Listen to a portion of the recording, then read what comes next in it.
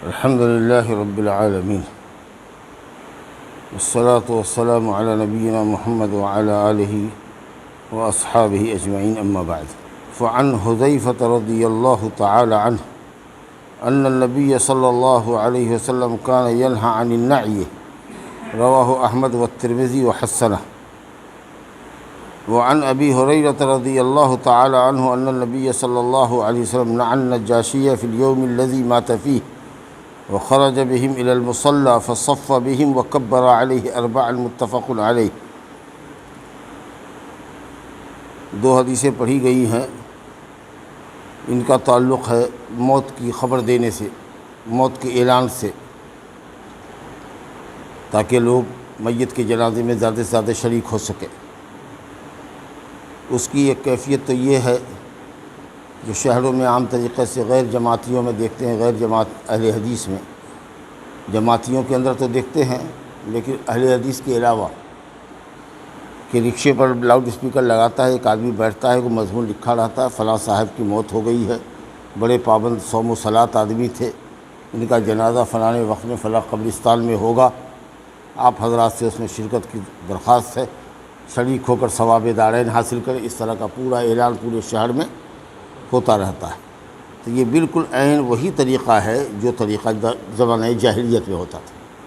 کہ جب کوئی مرتا تو آدمی پاپیادہ گلیوں کے اندر یا گھوڑے پر آواز لگاتا ہوا چلتا کہ فلاں آدمی کی موت ہو گئی ہے، اور اس کے مفاخر اور اس کے محاسن اور اس کی خوبیوں کو بیان کرتا پھرتا، اور گلیوں میں یا گھروں کے دروازوں پر دستک دیتا ہوا اور آواز لگاتا ہوا موت کی خبر دیتا رہتا، جس کی شکل یہ رکشے پر یا مائک کے ذریعے پورے شہر میں اعلان کرنے کی جو شکل ہے وہ بالکل جاہلیت کی شکل ہے۔ دوسری صورت یہ ہے نعی کی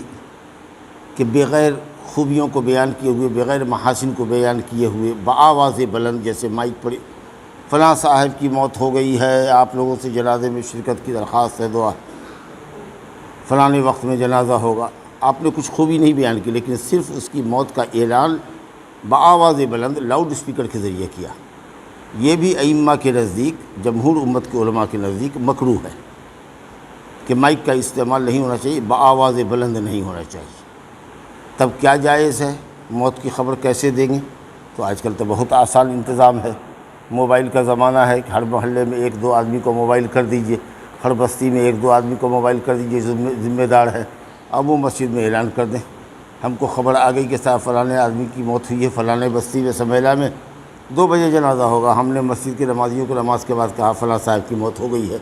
جو لوگ شرکت کرنا چاہیں وہ چلیں۔ تو اس طریقے سے خبر دینا نہ صرف یہ کہ جائز ہے، بلکہ مصلین کی کثرت وہاں ہو اور اچھے لوگ بکثرت جنازے میں شریک ہوں، یہ ہو سکتا ہے کہ میت کے حق میں مستحب بھی ہو جائے، تو شکل یہی ہونی چاہیے۔ اور پہلے یہ ہوتا تھا کہ لوگ جس زمانے میں یہ سب نہیں تھا موبائل وغیرہ، تو سائیکل سے، موٹر سائیکل سے لوگ اپنی برادریوں میں جا کر کے خبر کراتے تھے، اور پھر مسجد جا کر کے امام صاحب کو کہہ دو جی کہ اعلان کر دے، سمجھا کہ نہیں؟ تو لاؤڈ اسپیکر بھی مسجد میں نہیں ہوتا تھا، تو اعلان ایسے ہی نمازیوں کے سامنے کر دیا۔ اور اب تو اتنی تیز میڈیا ہے کہ سمجھیے کہ ایک آدمی کو اگر آپ نے کہہ دیا اور اسے مان لیجئے کہ فیس بک پہ ڈال دیا تو سب کو پتہ چل گیا، سمجھا کہ نہیں؟ تو یہ ایک کیفیت ہے، لیکن خوبیوں کے ساتھ نہیں کہ بڑے مولانا تھے، بہت یہ تھے، بہت وہ تھے، سمجھا کہ نہیں، اور بڑے پابند صوم صلاۃ تھے، بڑے بزرگ تھے، فلاں چلا، یہ سب تو پھر غلط بات ہو جائے گی۔ اس کی خوبیوں کو بیان کر کے اگر آپ اعلان موت کرتے ہیں تو، سمجھا کہ نہیں؟ تو اسی لیے ہم اس محلے میں امام ہونے کی حیثیت سے ہم منع کرتے ہیں کہ لاؤڈ اسپیکر کا استعمال نہ کرو، کیونکہ اقل درجے میں یہ مکروہ ہے کہ بآواز بلند جہری آواز سے کسی کی موت کا اعلان کیا جائے۔ موت کی خبر دینا منع نہیں ہے۔ آپ جیسے نبی صلی اللہ علیہ وسلم نے نماز کے بعد نجاشی کی خبر دی کہ ایک بھائی تمہارا مر گیا ہے ملک حبشہ میں، چلو اس کا جنازہ پڑھتے ہیں، تو مجرد خبر دینا غلط نہیں ہے، سمجھا کہ نہیں؟ یا جس کی میت کی کسی کی موت ہوئی ہے تو اس کے گھر جا کر کے خبر دیا آپ نے، سمجھا کہ نہیں؟ غزوہ موتا میں حضرت جعفر طیار کا انتقال ہوا تو آپ نے اس کے گھر والوں کو جا کر خود خبر دیا کہ جنگ کے میدان سے خبر آئی ہے کہ حضرت جعفر انتقال کر گئے ہیں۔ تو اس طرح سے خبر کسی میت کے گھر جا کر کے میت کی خبر دے دینا، یا مسجدوں میں کہہ دینا، یا چوک چوراہے پر اگر ہے کسی ہوٹل میں بیٹھے ہوئے ہیں تو وہاں ذکر کر دیا، یا لاؤڈ یہ مائک کا اس کا موبائل کا استعمال کر کے ہر جگہ ایک دو آدمی کو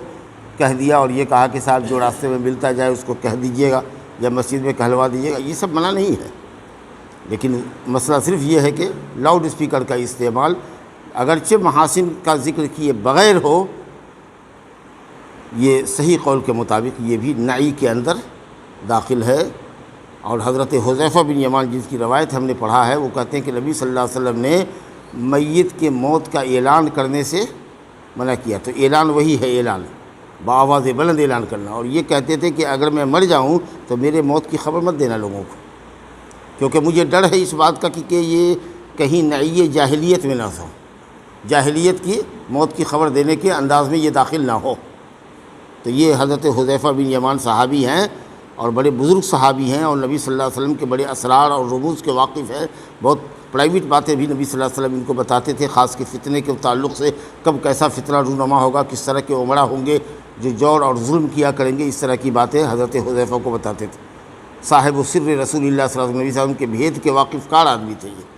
سمجھا کہ نہیں؟ اور وہ یہ کہتے ہیں کہ میری موت کی خبر مت دینا لوگوں کو، شدہ لوگوں کو خبر ہو جائے گی، جس کا جنازہ میرے مقدر میں ہوگا وہ خود شریک ہو جائے گا، سمجھا کہ نہیں؟ ہاں، اور شہر میں ہم دیکھتے ہیں کہ پورے شہر میں پاگلوں کی طریقہ سے اعلان کرتا پھرتا ہے، لیکن جتنا اس کے محلے کا شناشا لوگ ہے اور جتنا اس کا لگوا بھگوا ہے، جان پہچان والا ہے، اتنے ہی جاتا ہے اور کوئی نہیں جاتا، سوائے اس کے کہ وہ بوڑھاتا ہے پاگل کے طریقے سے، پورے شہر میں اعلان کرتا ہے، لیکن پہنچتا اتنا ہی ہے جتنا کو پہنچنا ہے جس کا اس سے تعلق ہے۔ تو یہ بے فائدے کی گفتگو ہے، بے فائدے کی بات ہے، اور اتنا مطلب یہ ہے کہ بیکار لگتا ہے کہ غیر مسلم کیا سمجھتے ہیں کہ ان کے یہاں مطلب یہ ہے کہ موت کا اعلان کیا جاتا ہے کہ فلاں آدمی مر گیا، یہ بھی کوئی ایسی چیز ہے کہ اس کا اعلان کیا جائے، سمجھا کہ؟ تو عجیب طرح کی بات لگتی ہے، کوئی خوشی کی خبر ہو، کسی فتح کی خبر ہو، کسی کامیابی، موت کی خبر دے رہے ہو، جو غم کی خبر ہے اس کو تم لاؤڈ اسپیکر سے بیان کر رہے ہو، تو عجیب طرح کا ہم کو لگتا ہے، مطلب بہت طبیعت کرتی ہے، استغفر اللہ۔ تو شلاشاؤں کو اور پہچان والوں کو اور صاحب علم اور تقویٰ لوگوں کو، جن کے آنے سے آپ میت کا فائدہ ہے، ایسے لوگوں کو کہہ دیجئے اب میں مرتا ہوں، اب یہاں میرے موبائل کے اندر بہت سارے لوگوں کے فون ہیں، آپ ان میں سے فون لے کر کے جا بجا فون کر دیجئے، بات ختم ہوگی، اتنی بجے نماز ہوگی، اگر وہ پہنچتا ہے تو ٹھیک ہے، نہیں پہنچتا ہے تو ٹھیک ہے۔ حتیٰ کہ علماء نے کہا کہ اخبار تک میں اشاعت نہیں کرنی چاہیے، سمجھا کہ نہیں؟ جو اخبار والا خود سے خبر بنا کر کے دے دے تو الگ بات ہے، لیکن کسی کو اخبار نمائندے کو خبر بھیجنا کہ فلاں صاحب کی موت ہو گئی ہے اور کل 9 بجے اس کا جنازہ ہوگا، آج کے اخبار میں بھیج دیا، اتنا دیر تک ہم رہنا ہی نہیں چاہتے ہیں کہ کھاٹ پر ہم کو پڑا رکھیے آپ کہ کل کے اخبار میں یہ اعلان رہا ہے، آج موت ہو تو 4 گھنٹے میں دفنائیے، 5 گھنٹے میں دفنائیے، جب تک خبر کھدائے اور جب تک کہ وہ تخت وغیرہ تیار ہو اتنے وقت تک روکیے، اس کے بعد دفنا دیجیے، موت کے بعد اگر کوئی شائع کرتا ہے تو کرتا رہے، سمجھا نا؟ تو بہت بے اعتدالی ہے اس معاملے کے اندر، سمجھا نا؟ موت کی خبر کی اتنی تشہیر کرتے ہیں کہ نہ پوچھیے، اور پھر میت گھر میں پڑی ہوئی ہے اور اہل میت کو فکر ہے کہ مہمان سب جو آ رہا ہے اس کے کھانے کا کیا انتظام ہوگا، اور پھر خاندان والوں سے مشورے ہو رہے ہیں اور چندے ہو رہے ہیں، پورے محلے والے کیوں نہیں کھانا بھیجوا دیتے ہو، رشتہ دار بھیجوا دے، کچھ بھیجوا دے۔ کئی جگہوں پر ہم نے دیکھا ہے باقاعدہ پلاؤ بن رہا ہے، کوئی یہ ہو رہا ہے، جو گاؤں کا آدمی ہے وہ بھی بیٹھ کے کھا رہا ہے، دور دراز کا آدمی آیا ہے اگر اس کو روک لیا خاندان والوں نے کھانے کے لیے تو چلو اس کے لیے مجبوری ہے، عورتیں ہیں کہاں جائیں گی، ہوٹل میں کہاں کھائیں گی، لیکن یہ کہ گاؤں والا بھی بیٹھ جاتا ہے جیسے لگتا ہے کہ کسی کی شادی ہے، بوجھ کھڑا ہے، شرم کرنے کی بات ہے بتائیے۔ تو یہ ان لوگوں کے لیے، اہل میت کے لیے کھانا ہے کہ جس کے گھر میں لاش پڑی ہوئی ہے، مشغولیت کی وجہ سے، غم کی وجہ سے وہ کھانا نہیں بنا سکتا یا بنا سکتی گھر والی، تو اس کو کھانا دے دو۔ لاش جب اٹھ گئی دفن ہو گیا تو پھر شام سے بناؤ، تو نہ 3 دن تو چلوے کرے گا، اس کے بعد پھر چلے گا، پوری برادری چلے گی، سمجھا کہ نہیں؟ 15 دن تک لوگوں کے یہاں دعوتیں، پلاؤ اور بریانی چل رہی ہے، یہ موت کی خوشی ہے، بریانی کا پلاؤ چل رہا ہے، ہو گیا میت اٹھ گئی، تجہیز و تکفین ہوئی، لوگوں کو منع کرو کہ نہیں اب میرے یہاں کھانا سے چولہا چلے گا، سمجھا کہ نہیں؟ بس جس وقت تک میت کی لاش وہاں پڑی ہوتی ہے، آدمی غم زدہ رہتا ہے، کھانا نہیں بنا پاتا ہے، تو اسی ایک آدھ وقت کے کھانے کا انتظام کر دیجیے اہل میت کے یہاں، اور کچھ کھانا فاضل بھیجوا دیجیے تاکہ کچھ عورتیں جو باہر کی آئی ہے وہ بھی کھا لیں گی۔ اب باقی تو ہر جگہ ہوٹل ہے، چائے خانہ ہے، یہ ہے وہ ہے، کھائے گا تو نہ پلاؤ بھات کھانے کے لیے رکا رہے گا، بیٹھا رہے گا، سمجھا کہ نہیں؟ بغل کی بستی سے آیا ہے 3 کلومیٹر سے، وہ بھی بھوج کھا کے جائے گا، اور یہاں ہے کہ لوگ پریشان ہو رہے ہیں اور قرضہ لے رہے ہیں، 2 ہزار کا چندہ کرو جی، اور اس کے بعد بریانی بناؤ، پلاؤ بناؤ، باورچی کو بلاؤ، بتائیے افسوس کی بات ہے۔ تو رشتہ داروں کو اپنے اپنے گھر سے پکا کر کے 10 آدمی کا 5 آدمی کا کھانا اپنے چولہا پر پکا کر کے بھجوا دو، وہ رشتہ دار وہ بھجوا دے، وہ بھجوا دے، وہ بھجوا دے، یہاں تک کہ اہل میت کے اتنے کھانے ہو جائے کہ وہ خود بھی کھا لے اور اس کے یہاں جو دور کے مہمان آئے ہیں وہ بھی کھا لے۔ لیکن تو باقاعدہ دعوت کا انداز ہوتا ہے، جیسے کہ شادی آپ کر رہے ہیں، لا حول ولا قوت الا باللہ۔ بہرحال تو ہم موضوع پر یہ تھے کہ میت کے موت کا اعلان کرنا بآواز بلند یہ نائی کے اندر داخل ہے اور کم سے کم درجہ اس کا مکروہ ہے۔ لیکن صرف مجرد خبر میت کے موت کی دینی ہو تو جو ذرائع آج کل ہے ابلاغ کے اور وسائل ہے موبائل وغیرہ کے ذریعے میت کی خبر، خاص کر کے صالحین لوگوں کو، اچھے لوگوں کو جن کی شرکت متوقع ہو اور وہ صاحب ایمان صاحب توحید لوگ ہوں، نمازی لوگ ہوں، تو ایسے لوگوں کو خبر دینی چاہیے تاکہ وہ جنازے میں شریک ہو سکے۔ وباللہ التوفیق۔ تو حضرت حذیفہ رضی اللہ عنہ کہتے ہیں کہ نبی صلی اللہ علیہ وسلم منع فرماتے تھے نائی سے، نون عین یا نائی، یعنی میت کی خبر، موت کی خبر دینا، موت کی خبر کی تشہیر کرنا، موت کی خبر کا اعلان کرنا، وہی ہے جو بآواز بلند ہو۔ یا بری شکل جاہلیت کی یہ ہے کہ خوبیوں کے ساتھ بآواز بلند کوئی آدمی گلیوں میں کوچوں میں لوگوں کو خبر کرتا پھرے، یا گھڑ سوار گھوڑا دوڑاتا اور لوگوں کے موت کی خبر کا اعلان کرتا جاتا۔ صرف مجرد خبر دینا لوگوں کو کہ فلاں مر گیا ہے، فلاں وقت جنازہ ہے، فلاں جگہ پہ ہے، یہ ممنوع نہیں ہے۔ چنانچہ دیکھیے حضرت ابو ہریرہ رضی اللہ عنہ سے روایت ہے کہ نبی صلی اللہ علیہ وسلم نے نجاشی کے موت کی خبر دی اسی دن جس دن وہ مرے، اور صحابہ کرام کو لے کر مصلی نکلے اور صف بندھوایا، سب باندھا ان کو لے کر، اور 4 تکبیریں کہیں، بخاری مسلم کی روایت ہے، زبردست حدیث ہے یہ۔ اس میں کئی ایک مسئلہ ہے سمجھیے۔ نجاشی ایک بادشاہ ہے، حبشہ کا بادشاہ تھا، حبشہ کا بادشاہ جس کو آج کل ایتھوپیا کہتے ہیں، تو ایتھوپیا کا بادشاہ تھا، اور مکے میں مسلمانوں کو مشرکین نے بہت ستانا شروع کیا، زندگی ان کی دو بھر کر دی مکے میں۔ تو نبی صلی اللہ علیہ وسلم نے صحابہ کرام سے کہا کہ اگر کسی کو جانا ہو اور یہاں کی مشکلات پر اور مشرکین کے تکلیفوں پر صبر نہیں کر سکتے تو چلے جاؤ حبشہ، وہاں کا بادشاہ بڑا عادل و منصف ہے اور بہت امن امان کی جگہ ہے، وہاں چلے جاؤ۔ چنانچہ لوگ گئے، کچھ لوگ گئے، اور پھر ان کو کسی نے خبر یہ کیسے معلوم ہو گئی کہ نہ مکے میں والا سب مسلمان ہو گیا، اب تکلیف ختم ہو گئی، پھر چلا آیا۔ جب آیا تو دیکھیے اس کی اور سختی بڑھی ہوئی ہے، خبر جھوٹی نکلی،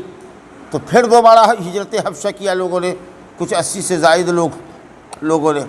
مشرکین نے ان کا پیچھا کیا اور کہا کہ یہ سب ہمارے بھگوڑے غلام ہیں، لیکن بادشاہ عادل و منصف تھا، اس نے کہا نہ، تحفے تحائف لے کر گئے مکہ کے رؤسا لوگ۔ اس نے کہا نہیں، میں پوچھوں گا، بلا کے کہا کہ تم میں کا کوئی ایک نمائندہ بنے، یہی حضرت جعفر نبی صلی اللہ علیہ وسلم کے چچا زاد بھائی، یہ کھڑے ہوئے اور انہوں نے تقریر کیا اور بتایا کہ ہم کسی کے بھگوڑے غلام نہیں، جیسے یہ آزاد ہے ویسے میں آزاد ہوں، یہ میرے خاندان کا چچا لگتا ہے، یہ میرا بھتیجا لگتا ہے، یہ میرا پوتا لگتا ہے، مثال کے طور پر، سمجھا کہ نہیں؟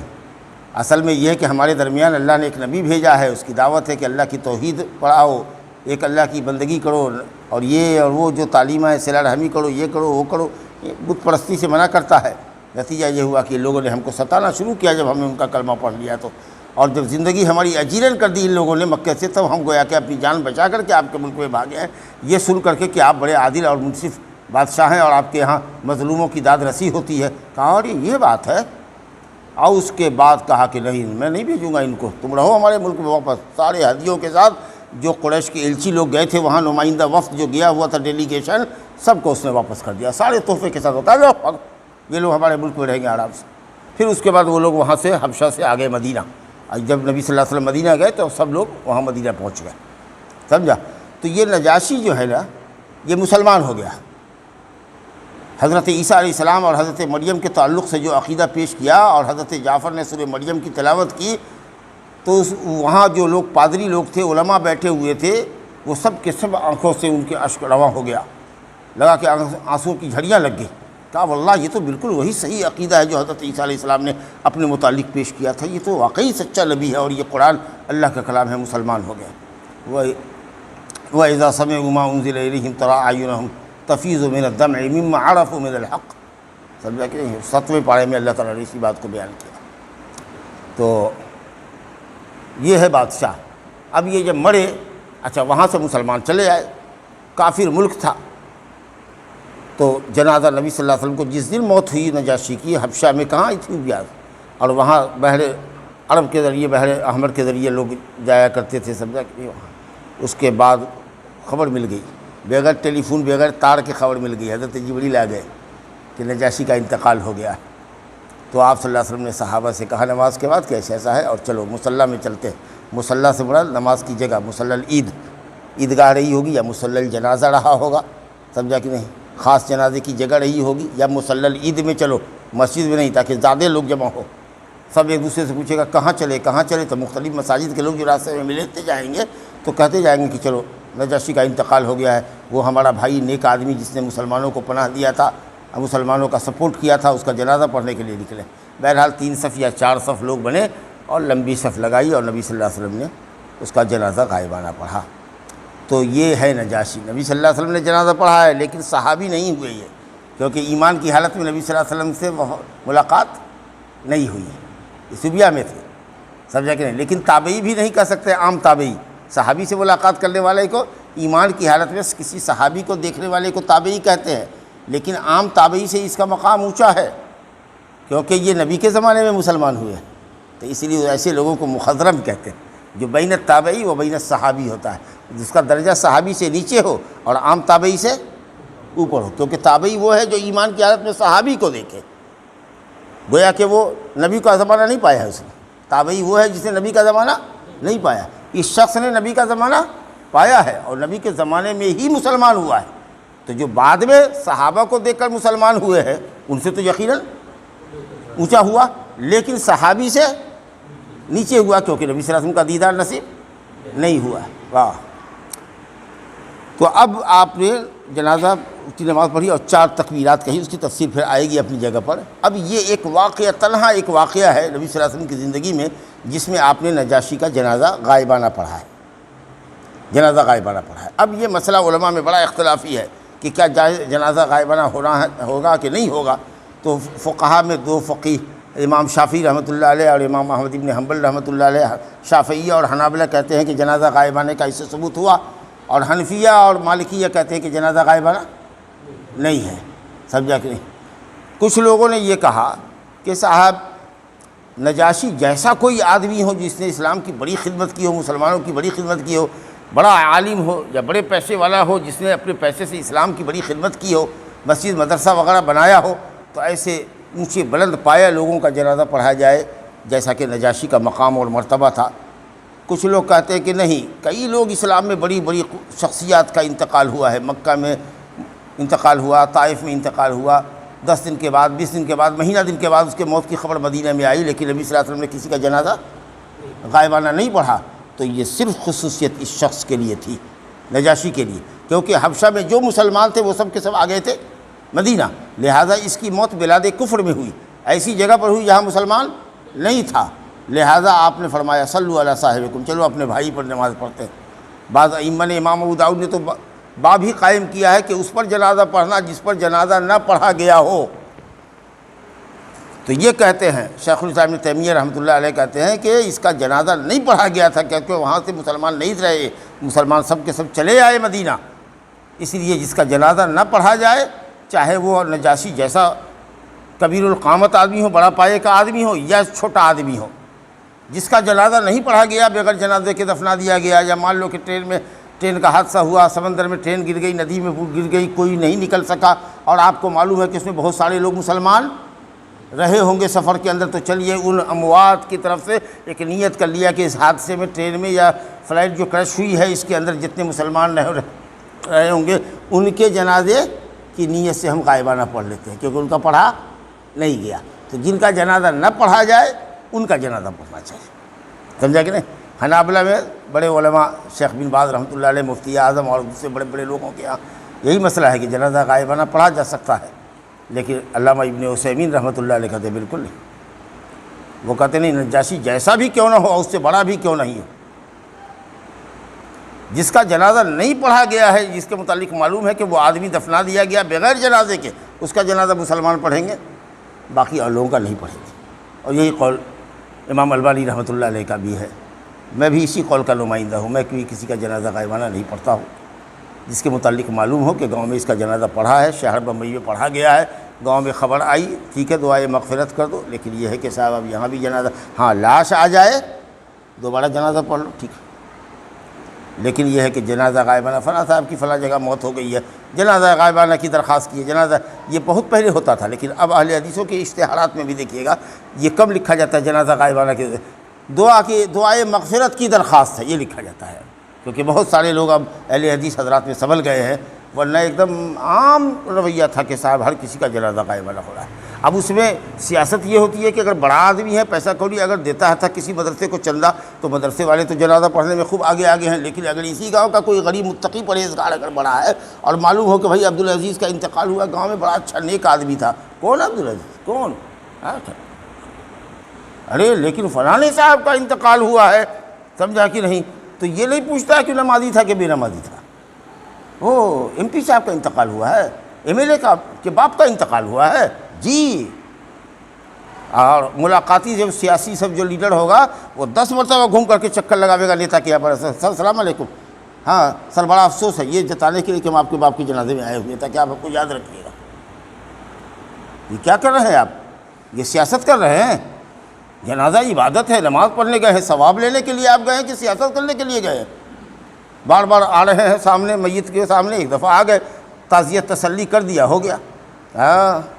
تو بہرحال یہ بہت بڑی سیاست بن جائے گی، اس لیے چلیے یہاں جس کے مقدر میں جتنا جنازہ حاضرانہ نصیب تھا وہ ہو گیا، آپ کو کسی کے موت کی خبر ملے آپ اس کے لیے دعائے مغفرت کیجیے، اگر مسلمان ہو اور صحیح العقیدہ مرا ہو، قبر پجا نہ ہو، اور اسی طریقہ سے بے نمازی نہ مرا ہو، کیونکہ بے نمازی بھی کافر ہے، اس کے حق میں بھی دعا مت کیجیے۔ چلیے صاحب حدیث اب آگے دیکھتے ہیں، 4 تکبیر آپ نے کہی۔ وعن ابن عباس رضی اللہ عنہما قال سمعت النبی صلی اللہ علیہ وسلم یقول ما من رجل مسلم يموت فيقوم على جنازته 40 رجلا لا يشركون بالله شيئا الا شفعهم اللہ فیہ، رواہ مسلم۔ حضرت عبداللہ بن عباس رضی اللہ عنہما کہتے ہیں کہ میں نے نبی صلی اللہ علیہ وسلم سے فرماتے ہوئے سنا کہ نہیں ہے کوئی مسلمان مرد یا عورت، حکم ایک ہی ہے شریعت میں مرد اور عورت دونوں کا، کوئی بھی مسلمان ہو مرد ہو یا عورت، کیونکہ شریعت کے احکام مرد عورت دونوں کے لیے ایک ہی جیسے ہیں، الا کہ دلیل پائی جائے کہ یہ حکم عورت کے لیے خاص ہے یا یہ حکم صرف مردوں کے لیے ہے تو اور بات ہے، ورنہ شریعت کا ہر حکم اگر خصوصیت کی دلیل نہیں ہے تو مرد عورت دونوں کے لیے، تو خواہ مسلمان مرد ہو یا عورت جس پر 40 آدمی جنازے کی نماز پڑھے، 40 آدمی، ایک اچھی تعداد ہوتی ہے 40 کی، سمجھا کہ 40 آدمی اگر جنازے کی نماز پڑھے، شرط کیا ہے؟ لا یشرکون باللہ شیئا، ایسے 40 ہو جو اتنے پکے موحد ہوں کہ انہوں نے اللہ کے ساتھ کسی کو کبھی شریک نہیں ٹھہرایا ہو۔ شرک اکبر تو بہت دور کی بات ہے، کیونکہ شرک اکبر اگر رہتا تو رجل مسلمین لا یشرکون باللہ شیئا، مشرک مسلمان تھوڑی ہی ہوتا ہے، اس کا مطلب کہ شرک اصغر بھی نہ کرتا ہو۔ جی اب شرک اصغر کیا ہوتی ہے، کیا ہے؟ مثال دینا جیسے کہ اپنی قسم، باپ کی قسم، باپ مر جائے میں مر جائے، اچھا بے اولاد کی قسم کھاتے ہیں، جی اللہ کی قسم کھائے گا تو اس پر بھروسہ نہیں ہے تم کو، لیکن اولاد کے سر پر ہاتھ رکھ کے قسم کھاؤ تو اولاد کی قسم تو آپ مان لیجئے گا، جبکہ کہاں اولاد، ایسی 100 اولاد اللہ کے اوپر قربان، سمجھا کہ نہیں؟ اللہ کی عظمت سے بڑھ کے کس کی عظمت ہو سکتی ہے؟ تو اگر کوئی اولاد کی قسم کھائے، باپ دادا کی قسم کھائے تو حقیقت یہ کہ وہ قسم ہوگی ہی نہیں، مخلوق کی قسم ہوتی ہی نہیں، اور آپ کو توبہ استغفار کرنا پڑے گا، سمجھ لیں؟ تو اگر قسم کھانی ضروری ہو تو صرف اللہ کے نام کی اور اس کی صفت کی قسم۔ تو بہرحال یہاں ہو رہا ہے کہ صاحب 40 آدمی ہوں جو اللہ کے ساتھ شریک نہ ہوتے ہیں، سمجھا کہ نہیں؟ ہاں اسی طریقے سے کہیں گے اگر اللہ اور آپ، اللہ چاہے گا اور آپ چاہیے گا تو میرا کام ہو جائے گا، ایسا نہیں ہوگا، ایسا خوب بولتے ہیں، اللہ چاہے گا اور آپ چاہیے گا تو میرا کام نہیں ہوگا، اللہ کو بھی بولتے ہیں لیکن اللہ چاہے اور آپ چاہیے گا تو ایسا خوب بولتے ہیں، ہمارے لیے اوپر اللہ ہے نیچے تو آپ ہی ہیں، شرک ہے یہ بولنا، شرک ہے۔ کہو ہمارے لیے صرف اللہ ہے یہ بولو، یا کہو کہ ہمارے لیے اللہ ہے پھر آپ ہے، یعنی آپ کا مرتبہ بعد میں ہے، جب اللہ چاہے گا تبھی آپ کھڑے ہوئیے گا ہمارے لیے، ورنہ نہیں کھڑے ہوئیے گا، سمجھا کہ نہیں؟ اللہ اور آپ نہیں، اللہ پھر آپ، پھر کا مطلب کہ بعد میں آپ ہیں۔ ہاں اسی طریقے سے کہتے ہیں کہ اگر کتا نہیں ہوتا تو چوری ہو گئی ہوتی، آج تو رات میں ہم تو قسمت سے بچ گئے، کتا جھاؤں جھاؤں کیا تو ہم اٹھ گئے، دیکھا کہ دھبڑ دھبڑ کر کے چور بھاگا، تو کتا نہیں ہوتا تو ہمارے یہاں چوری ہو جاتی، یہ نہیں کہ اس کے اللہ تیرا شکر ہے کہ تو نے ہمارے یہاں چوری ہونے سے بچا دیا، کتا سویا رہتا تب چڑوا آتا پہلے اسی کو کچھ بڑھیا گوشت میں زہر رکھ کر کے کھلا کر کے مار دیتا تھا، اور تمہارا گھر مار لیتا، چوری کر کے نکل جاتا، تب کیا کرتے؟ تو بطخ نہ ہوتا تو مرغی نہ کٹکٹاتی، تو کتیا نہ بولتی تو فلاں نہ بولتا، تو ہمارے گھر میں چوری ہوتی تھا۔ یہ تو کتنا وہمی سب ہے۔ بلی راستہ کاٹے گی تو موٹر سائیکل روک لے گا، کار روک لے گا، اس کی لائٹ کو آف کر دے گا، کٹنگ کا نشان بنا دے گا، سمجھا کہ تب نکلے گا، نہیں تو ہم حادثے میں پڑ جائیں گے۔ کیا ہے، تم مومن ہو کہ کافر ہو؟ بد عقیدہ ہو، مشرکانہ عقیدہ رکھتے ہو؟ مسلمان ہو، تمہارا بھروسہ اللہ پر کتنا کمزور ہے، کتے بلی سے ڈرتے ہو تم۔ بہرحال تو ایسے صحیح العقیدہ لوگ اگر 40 پہنچتے ہیں کسی کے جنازے میں، مرد کے یا عورت کے، اور وہ دعا کرتے ہیں، جنازے کی دعا کو شفاعت کہا گیا ہے، کیونکہ دعا بھی کیا ہے؟ مغفرت کی دعا، شفاعت ہی کی تو دعا ہے کہ اللہ اس مردے کو بخش دے، عذاب قبر سے محفوظ فرما۔ الا شفعهم اللہ فی، مگر اللہ تعالیٰ ان لوگوں کی دعائے شفاعت کو، دعائے مغفرت کو اس میت کے حق میں قبول فرماتا ہے۔ تو میت بھی صحیح العقیدہ ہو اور نماز پڑھنے والے بھی صحیح العقیدہ ہوں اور نمازی ہو۔ بھیڑیا دھسان بے نمازی بد عقیدہ پہنچ کر کے جنازے میں کیا کر لے گا؟ اس کے بعد حدیث وعن سمرة بن جندب رضی اللہ عنہ قال صلیت وراء النبی صلی اللہ علیہ وسلم علی امرأة ماتت فی نفاسها فقام وسطها متفق علیہ۔ کہتے ہیں سمرہ بن جندب رضی اللہ عنہ کہتے ہیں کہ نبی صلی اللہ علیہ وسلم کے پیچھے میں نے نماز پڑھا، ایک عورت کے جنازے میں شریک تھے نبی صلی اللہ علیہ وسلم، میں جسٹ آپ کے پیچھے تھا، تو کہتے ہیں کہ آپ نے اس عورت کا جنازہ پڑھا جو مر گئی تھی نفاس میں، یعنی ولادت کے کیس میں مر گئی تھی، تو آپ اس کے بیچ میں کھڑے ہوئے، لاش کے بیچ میں کھڑے ہوئے، جہاں پر کمر ہے نا عورت کی، تو کمر کے پاس بیچ، جو باڈی کا بیچ حصہ ہے وہاں امام کو کھڑا ہونا چاہیے۔ اور دوسری حدیث میں کہ مرد مرے تو اس کے سر کے پاس، کہاں؟ سر کے پاس، کچھ لوگ کہتے ہیں سینہ کے پاس، نہ سینہ کے پاس، سر کے پاس، اندرا سے ہی سر کے پاس، اور عورت مرے تو اس کے بیچ میں کمر کے پاس، سمجھا کہ نہیں؟ اب باقی پیچھے سارے لوگ صف بستہ، یہ کھڑے ہونے کی صورت۔ اب جنازہ تو ہم لوگ پڑھتے ہیں، مان لیجئے کہ صاحب ہے مسلل جنازہ ہمارے یہاں بنا ہوا ہے، یا اگر بارش ہو رہی ہے لوگوں کے نہ جانے کا خوف ہے تو مسجد میں بھی آپ پڑھ سکتے ہیں۔ بہرحال اصل بہتر یہ ہے کہ نبی صلی اللہ علیہ وسلم نے جنازہ کو مسلل جنازے پہ پڑھا ہے، لیکن بڑے شہروں کے اندر کہاں مسلل جنازہ ہوتا ہے تو لوگ بڑی مسجدوں کا رخ کرتے ہیں، اپنی لاش کو میت کو لے کر کے وہیں چلے جاتے ہیں، سمجھا کہ نہیں؟ اور اعلان ہو جاتا ہے کہ بھئی جنازہ ہے نماز کے بعد، تو لوگ رک جاتے ہیں۔ تو بہرحال تو یہ مسجد میں بھی جنازہ پڑھا جا سکتا ہے، حنفیہ کے یہاں نہیں ہے، لاش کو مسجد میں نہیں لے جائیں گے، سمجھا کہ نہیں؟ لاش کو مسجد میں نہیں لے جاتے، کہتے ہیں کہ لاش رہی ہوگی باہر، نبی صلی اللہ علیہ وسلم رہے ہوں گے اندر، بہت تعبیر کرنے بڑے تیز ہے، حنفیوں کا دماغ بہت چلتا ہے۔ یہاں کہ نبی صلی اللہ علیہ وسلم نے سہیل ابن بیضہ کے اوپر نماز پڑھا مسجد میں، یہ کہتے ہیں کہ لاش رہی ہوگی مسجد کے باہر، نبی صلی اللہ علیہ وسلم رہے ہوں گے مسجد کے اندر، تو ہو گیا مسجد میں نماز پڑھا۔ ارے لاش مسجد کے اندر تھی۔ حضرت عائشہ رضی اللہ عنہ نے کہا کہ ایک جنازے کے تعلق سے کہا کہ اس کو مسجد میں لاؤ، میں جنازہ پڑھوں گی، تو کہاں ہے جنازہ مسجد میں لاؤ؟ کہا بھول گئے، ابھی نبی صلی اللہ علیہ وسلم نے سہیل ابن بیضہ کے اوپر نماز پڑھا ہے مسجد کے اندر، تم لوگوں کو یاد نہیں ہے؟ تو مسجد میں بھی جنازہ لایا جا سکتا ہے۔ کہتے ہیں کہ کہیں گندہ کر دے تو کہیں گندہ کر دے گا، تو کہیں گندہ ہوگا تو کہیں صاف ہو جائے گا نا، سمجھا؟ کہیں گندہ ہوگا تو کہیں صاف ہو جائے گا، کرنے والے ہوں گے موجود، مصلی کو نکال دیں گے بس، سمجھا کہ نہیں؟ ہاں، اسی لیے مسجد میں نہ لاؤ۔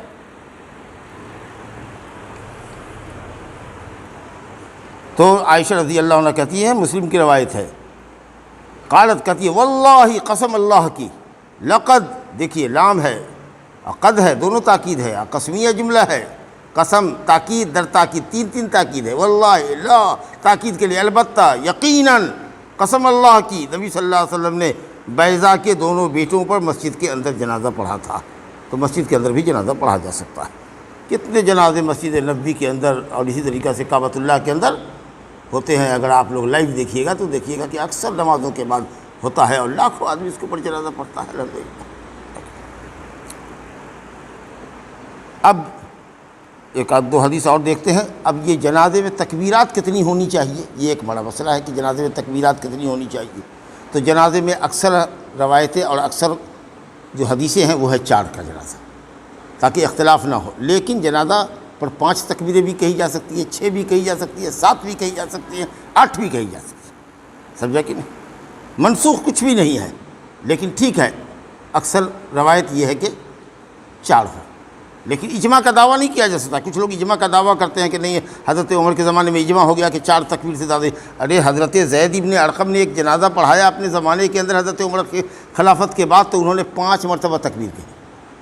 تو اب کسی نے پوچھا کہ سب تو 4 مرتبہ کہتا ہے، آپ نے آج 5 مرتبہ کہہ دیا، ہو سکتا ہے کہ بھول چک کے کہہ دیا ہو یا جان بوجھ کے کیا ہو۔ تو اگر کوئی طور طریقہ دیکھیے کسی امام کا کہ عادت کے خلاف کر رہا ہے، عام لوگوں کا رویہ یہ ہے، اور اس نے ایک نیا کام کیا، تو اس سے پوچھیے، دریافت کیجیے کہ آج آپ نے 5 تکبیر کی، ہمیشہ تو 4 ہی کرتے تھے، آج 5 کیا، کیا بات ہے؟ تو بتاوے گا ہاں 5 کیا ہے، یعنی بھول چک کر یا تو اظہار کرے گا یا کہے گا نہیں قصدن کیا ہے۔ چنانچہ زید ابن ارقم نے کہا کہ میں نے قصدن کیا ہے، کیونکہ نبی صلی اللہ علیہ وسلم کو میں نے 5 تکبیر جنازہ پر پڑھتے ہوئے دیکھا ہے، سمجھا؟ تو معلوم ہوا کہ منسوخ نہیں ہے، اور اجماع نہیں ہے 4 کے اوپر، 5 بھی پڑھ سکتے ہیں، 6 بھی تکبیر کر سکتے ہیں، سمجھا؟ لیکن بہتر ہے کہ 4 پر اکتفا کیا جائے، کیونکہ اکثر علماء نے 4 کے قول کو مانا ہے، اور اس سلسلے میں روایت بکثرت آئی ہے۔ تو دیکھیے عبد الرحمن بن ابی لیلہ کہتے ہیں کہ حضرت زید بن ارقم ہماری جنازوں پر 4 تکبیر کہتے تھے، لیکن کوئی مخصوص آدمی رہا ہوگا، کوئی نیک آدمی رہا ہوگا، کہا کہ وَإِنَّهُ كَبَّرَ عَلَىٰ جَنَازَةٍ، کسی ایک جنازے پر انہوں نے 5 تکبیر کہی۔ وہی عالم، وہی صحابی سب 4 تکبیر پڑھتے تھے، لیکن ایک جنازے پر اس نے 5 پڑھی۔ تو میں نے پوچھا، عبد الرحمن بن لیلہ کہتے ہیں، میں نے پوچھا ان سے، تو انہوں نے کہا کہ رسول اللہ صلی اللہ علیہ وسلم کبر ہوا 5 بھی کہتے تھے، اور یہ حدیث مسلم شریف کی، مسلم کی ہے، ابو داؤد، نسائی، ترمذی، ابن ماجہ کی 4 سنن اربعہ میں ہے، اور مسلم شریف کے اندر حدیث موجود ہے، سمجھا کہ آگے دیکھ لیجئے۔ حضرت علی رضی اللہ عنہ کہتے ہیں کہ حضرت علی نے ایک آدمی کا جنازہ پڑھایا، سہل بن حنیف کا، تو 6 تکبیر کہی حضرت علی نے، غور کیجیے، اور یہ کہا کہ یہ بدری صحابی ہے، جنگ بدر کا شریک ہے، کتنا اونچا پائے کا صحابی ہے، تو اس کے مقام کی رفعت کے لحاظ سے ہم نے 6 تکبیریں کہی۔ سعید بن منصور نے روایت کیا ہے، اور اصل اس کی بخاری شریف کے اندر، تو گویا 5 کی بھی حدیث ہو گئی، 6 کی بھی حدیث ہو گئی، لیکن بہتر یہ ہے کہ 4 پر اکتفا کیا جائے۔ اب آپ کہیے گا 5 اور 6 میں کیا پڑھیں گے، تو دعا ہے، یہ کئی دعا ہے، ایک تو عام دعا ہے اللہم اغفر لحینا و میتنا، اور اس کے بعد ایک خاص دعا ہے اللہم اغفر لہ وارحمہ وعافہ واعف عنہ، سمجھا کہ نہیں، جو آپ نے صحابی کے اوپر پڑھا تھا۔ اور اس کے بعد اگر 6 تکبیر کر رہے ہیں تو اور کیا پڑھیں، تو بعض علماء نے کہا کہ ربنا آتنا فی الدنیا حسنہ وفی الآخرۃ حسنہ وقنا عذاب النار، جتنی تکبیریں پڑھتے جاؤ اتنی دعاؤں کا، قرآن حدیث میں جو دعائیں آئی ہیں مغفرت کی دعاؤں کا اضافہ کرتے چلے جاؤ، سمجھا کہ؟ تو بہرحال 4 تکبیروں پر جو لوگ کہتے ہیں کہ اجماع ہے، یہ دعویٰ غلط ہے، 5 تکبیریں بھی کہی جا سکتی ہے، لیکن ہلچل نہ مچے تو اس لیے پہلے کہہ دے، اور نہیں اگر پہلے نہیں کہا، اور اگر ہم نے 5 تکبیر کبھی کہہ دی تو ایک دم سے چیمیں گوئیاں کیا ہوا، اتنا لگتا ہے کہ آگ لگ گئی، قبرستان میں آگ لگا دیا انہوں نے۔ ارے آ کے پوچھو، ایک آدمی مولانا سے پوچھو کیا بات ہے، بات ختم ہو۔ کہاں زید بن ارقم کے خلاف ہنگامہ ہوا، ایک آدمی آیا، اس نے پوچھا کہ کیا بات ہے، کہا نبی صلی اللہ علیہ وسلم نے 5 بھی پڑھا ہے، 5 تکبیر بھی کہی ہے، میں نے کر دیا، ہو گیا، لوگ خاموش ہو گئے۔ دلیل معلوم کر لو اس مولوی سے، ہو گیا قصہ ختم۔ پہلے کہنا چاہیے تھا، پہلے اعلان کرنا چاہیے تھا، ان سے پوچھ کے مولوی عمل کرے گا، بعد میں آپ نہ پوچھ سکتے ہیں کہ کیوں کیا، اور وہ جب دلیل دیتے تو خاموش ہو جائیے۔ ایک جنازے میں ہم نے 1 سلام ہی کیا تھا، 1 سلام کیا، وہ تو ہنگامہ ہوا، 2 سلام تو ہوتا ہے۔ دیکھ لیجیے سعودی عرب میں پڑتا ہے، پوچھ لیجیے پورے سعودی عرب میں تمام جنازے پر 1 ہی سلام ہوتا ہے، 2 سلام ہوتا ہی نہیں، صرف 1 سلام ہوتا ہے، 2 سلام ہوتا ہی نہیں ہے۔ حالانکہ ہم لوگ 2 سلام کو بھی افضل مانتے ہیں، نماز کے طریقہ سے 2 سلام کو افضل مانتے ہیں، 1 سلام کو بھی جائز مانتے ہیں، جبکہ حنابلہ کہتے ہیں 1 سلام افضل ہے، 2 جائز ہے، 2 جائز ہے، 1 افضل ہے۔ اور ہم نے ایک مرتبہ پڑھ لیا تو اتنا شور ہنگامہ کا، آپ پہلے کہہ دیتے آپ۔ جی سمجھ نہیں گئے، تو چلیے، تو 4 تکبیر اصل ہے، لیکن 5 بھی کبھی کہی جا سکتی ہے، کسی پر 6 بھی کہی جا سکتی ہے۔ حضرت جابر رضی اللہ عنہ کہتے ہیں کہ رسول اللہ صلی اللہ علیہ وسلم یکبر علی جنائزنا 4، ہمارے جنازوں پر نبی صلی اللہ علیہ وسلم 4 تکبیر کہا کرتے تھے، یہی آپ کا زیادہ عمل تھا، اکثر عمل ہے۔ اور پہلی تکبیر میں سورہ فاتحہ پڑھتے تھے، سورہ فاتحہ پڑھتے تھے۔ امام شافعی نے روایت کیا ہے اپنی مسند میں اسناد ضعیف سے، لیکن یہ حدیث بخاری شریف میں بھی ہے۔ طلحہ بن عبداللہ بن عوف کہتے ہیں کہ میں نے حضرت ابن عباس کے پیچھے نماز پڑھی ایک جنازے پر، تو انہوں نے سورہ فاتحہ پڑھی، اور یہ کہا کہ تم لوگ جان لو کہ یہ سنت ہے۔ تو سورہ فاتحہ پڑھنا ہے، جو ہے ثابت وہ لوگ نہیں پڑھتے ہیں۔ حنفیوں کے یہاں جنازے کے اندر فاتحہ نہیں پڑھتے، کیا پڑھتے ہیں؟ ثنا پڑھ لیا، اللہ اکبر کہہ کر کے درود شریف پڑھ لیا۔ یہاں ہے ثنا نہیں پڑھنا ہے، اعوذ باللہ من الشیطان الرجیم بسم اللہ الرحمن الرحیم الحمدللہ رب العالمین الرحمن الرحیم، پہلی تکبیر میں یہ پڑھو۔ سورہ فاتحہ مکمل ہو گئی، چلو ٹھیک ہے، اگر ایک آدھ صورت ملا لینا چاہو تو سنن نسائی وغیرہ میں ہے کہ ایک صورت بھی نہیں سر نے ملایا، نہ ملاؤ گے تو بھی چلے گا۔ اس کے بعد دوسری تکبیر ہے تو درود ابراہیمی پڑھو، اور تیسری تکبیر میں دعائے جنازہ پڑھو، سب آئے گا اپنے مقام پر، اور چوتھی تکبیر میں سلام پھیرتا، ہو گیا معاملہ ختم۔ تو یہ کہہ رہے ہیں کہ نبی کی سنت ہے سورہ فاتحہ پڑھنا، صلاۃ الجنازہ، جنازے کی نماز، کوئی نماز بغیر سورہ فاتحہ کی ہوتی ہی نہیں ہے۔ اب جن لوگوں کا جنازہ ہوتا ہے غیر اہل حدیثوں کا، جن پر سورہ فاتحہ نہیں پڑھا جاتا ہے، ہم کو کہنے دیجئے کہ مر گیا مردود کہ اس کا فاتحہ نہ درود۔ جہاں جنازے میں فاتحہ پڑھنا چاہیے وہ تو پڑھتے نہیں ہو، کھانے پر فاتحہ پڑھتے ہو، میلاد کرتے ہو، شکر پالا پر فاتحہ پڑھتے ہو، اس کو بانٹتے ہو، اور اہل حدیثوں پر طنز کرتے ہو، تانا مارتے ہو، مر گیا مردود کہ اس کا فاتحہ نہ درود۔ تم مر گیا مردود کہ تمہارا فاتحہ نہ درود۔ ہمارے یہاں تک کوئی بغیر سورہ فاتحہ کے کسی کا جنازہ ہی نہیں ہوتا، اور وہ بغیر سورہ فاتحہ کی نماز ہی اس کی نہیں ہوتی، اور وہ دفنایا ہی نہیں جاتا ہے۔ تو نماز میں سورہ فاتحہ پڑھنا ہے کہ شکر پالا پر سورہ فاتحہ پڑھنا ہے؟ تو حضرت عبداللہ بن عباس رضی اللہ عنہ نے ایک جنازے پر سورہ فاتحہ پڑھا اور کہا کہ میں نے آج جان بوجھ کر کے پڑھا ہے اور بلند آواز سے پڑھا ہے تاکہ تم جان لو کہ یہ سنت رسول ہے۔ رواہ البخاری، بخاری شریف کی یہ حدیث ہے۔ اب آپ صلی اللہ علیہ وسلم نے جو دعائیں پڑھی ہیں، دو دعاؤں کا یہااں پر تذکرہ ہے انشاءاللہ تعالی۔ اب جنازے کی دعا کیا ہے اس کو ہم اگلے درس کے لیے اٹھا رکھتے ہیں۔ ھذا وباللہ التوفیق، وصلی اللہ علی نبینا محمد وآلہ وصحبہ اجمعین۔